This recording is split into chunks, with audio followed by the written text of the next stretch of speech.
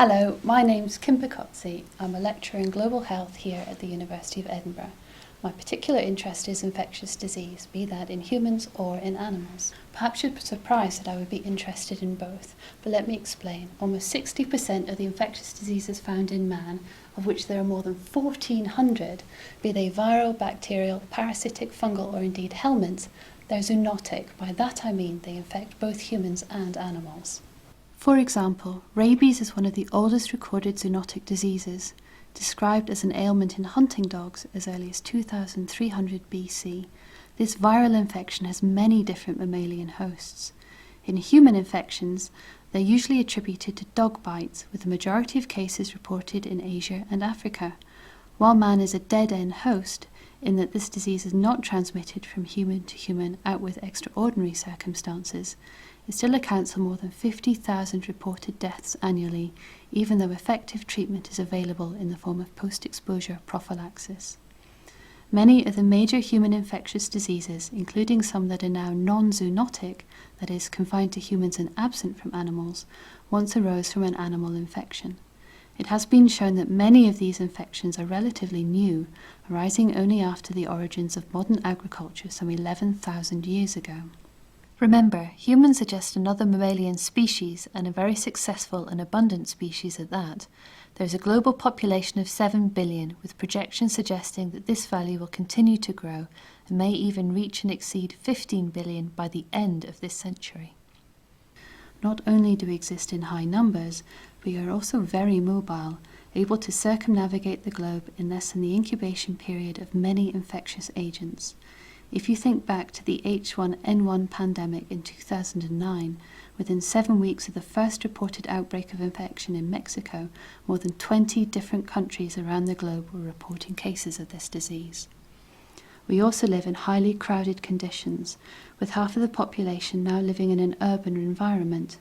These densely populated environments are perfect for the communication of disease. Measles, for example, is spread by airborne droplets.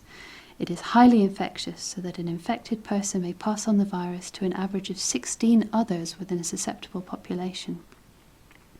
Not every city is able to provide its population with fresh water and adequate sanitation. It is thought that 1 billion persons live in slums. Most slums lack clean water, electricity, sanitation and other basic services, conditions that can perpetuate many infectious diseases. Water is the most basic of human needs. Unsafe, dirty water can cause serious illness. For example, diarrheal disease, which kills over 2 million people, mostly children in developing countries, every year. In terms of infectious disease, we also have the added complexity of vector-borne infections, those that are spread by insects and arthropods. I've been investigating human African trypanosomiasis for the last decade. This disease is caused by a zoonotic parasite and is transmitted by the bite of the tsetse fly.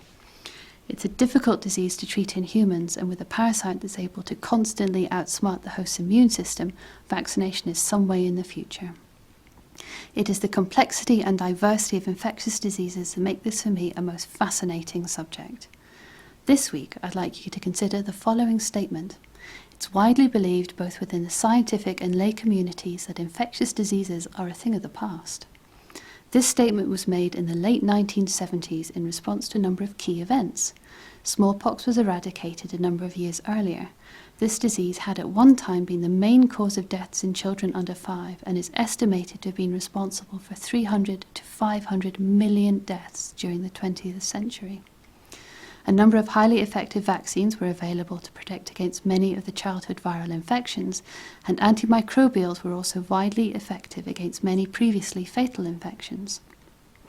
For your assessment this week, I'd like you to consider if you agree or disagree with this statement. You will be asked to record your opinion.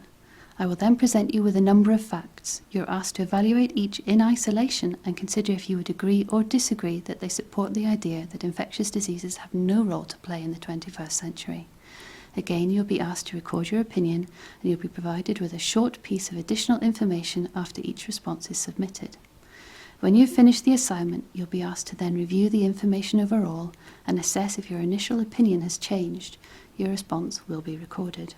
I would also ask that you select one piece of evidence that you feel was the strongest and also indicate which, in your opinion, was the weakest. I hope that you enjoy this assignment and look forward to talking to you again next week.